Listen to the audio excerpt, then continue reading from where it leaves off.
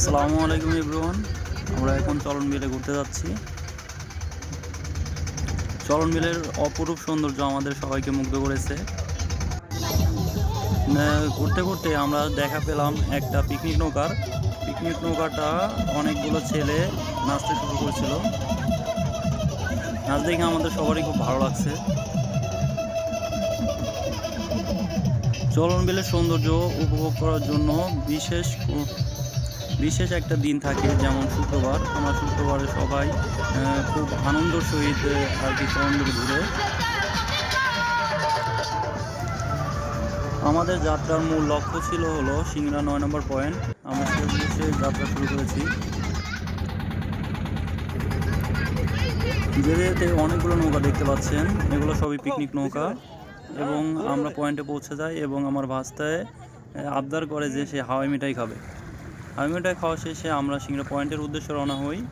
এবং চারদিকের ভিউ দেখেন কত সুন্দর, মনোরম পরিবেশ, দেখতে ভালো লাগছে। এবং অনেক পানি থাকায় আমি স্যান্ডেল হাতে নিয়ে হাঁটা শুরু করেছি।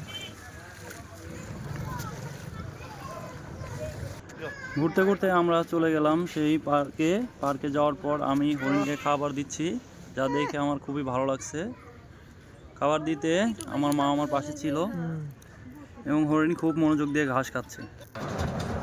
এবং আমার ভাস্তি বায়না করলো যে আমরা খেলনা টেনে উঠে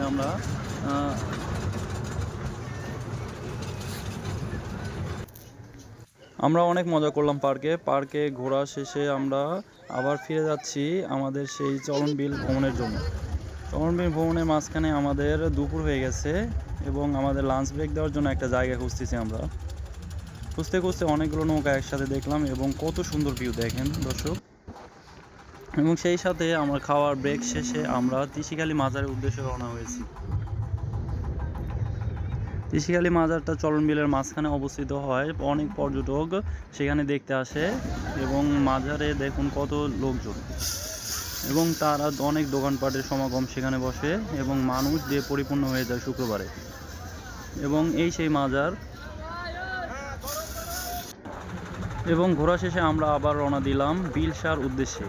আমাদের চলনবিলের অন্যতম একটা নিদর্শন হলো বিলসা ব্রিজ এবং সেখানে অনেক মানুষ জড়ো হয় ঘোরার জন্য। শুক্রবার আসলে যেন সেখানে একটা মেলা বসে যায় এবং আমি বসে একটু বাতাস খাচ্ছিলাম।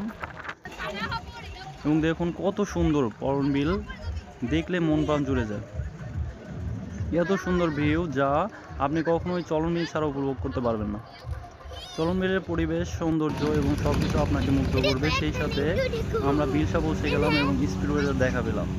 সাথে আমার ভাগ্নি আমাদের আবদার করতে লাগলো যে আমরা স্পিডবোটে উঠবো এবং আমরা সেখানে যাত্রা শুরু করলাম।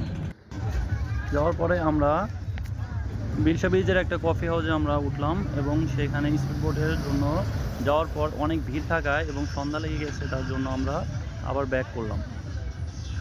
এবং সেই সাথে সন্ধ্যা হওয়ার সাথে সাথে আমরা নৌকায় আবার উঠে পড়লাম। নৌকা ওঠার পরে দেখি যে পিছনের দিক দিয়ে দেখেন অনেক পিকনিক নৌকা দেখা যাচ্ছে এবং দেখতে অনেক ভালো লাগছে, যা আপনাদের দেখানো হবে এবং আপনারা দেখলেই অনেক মজা পাবেন। চলনবিলের মূল সৌন্দর্য হলো এই পিকনিক স্পটগুলো এবং দেখুন কত সুন্দর দেখা যাচ্ছে। এবং আমরা সবাই সেই দৃশ্যগুলো দেখার জন্য সবাই নৌকা থেকে উঠে পড়লাম।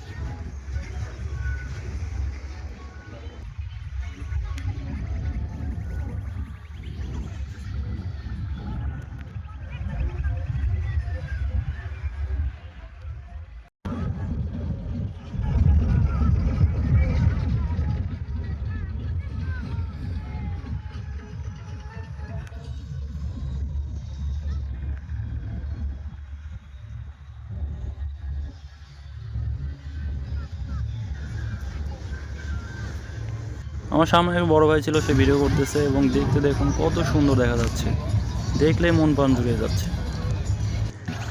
এত সুন্দর ভিউ আপনি কোথাও পাবেন না।